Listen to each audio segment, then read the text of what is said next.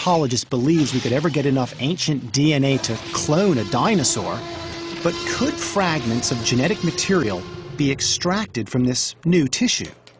I think anything is possible. If there are blood vessels and red blood cells preserved in a dinosaur, I think it's quite possible that there will be DNA there as well. Even without DNA, proteins from soft tissue could begin to answer real mysteries about dinosaur biology. Evidence of warm blood versus cold blood, whether the large body size of dinosaurs is linked to large cell size. The Rogers have a theory that dinosaur mass deaths in Madagascar might have been caused by water poisoned by algae. This poisoning event wouldn't show up in hard bone, but they might be able to test the theory with dinosaur blood cells. The structure, I mean, there's a lot of structure there. Yeah. If there's anything in this tissue that Mary finds that actually can trace a toxin, that would be fantastic. Things like disease, diets, things like that from soft tissues that you can't extract from hard tissue, from true fossil bone. The hope is that the Madagascar fossils will allow Mary to find more dinosaur tissue.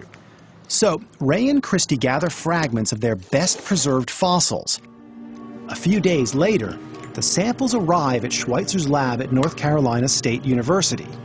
She uses the same technique that yielded soft tissue in the T-Rex bone, soaking the fragments in a mild acid that dissolves away the mineral part of the bone.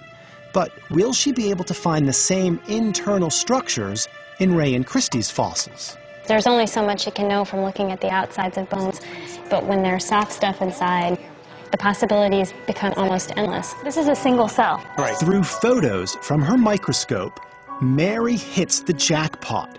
Pieces of biological history. Now see, this is really cool. It's what looks like vessels to me, connected together, transparent. And you can see right there, you can see the branch points and stuff. The Rogers are seeing inside their collection of fossil bone as they've never seen it before. Structures that appear to be the vessels that once carried blood inside a dinosaur's body. This is hooked together. There's a transparent region. It's a tube with stuff inside of it. Branching, hollow, organic material that scientists thought could never be preserved in a dinosaur fossil. That's amazing. But this is from 65, 70 million-year-old bone.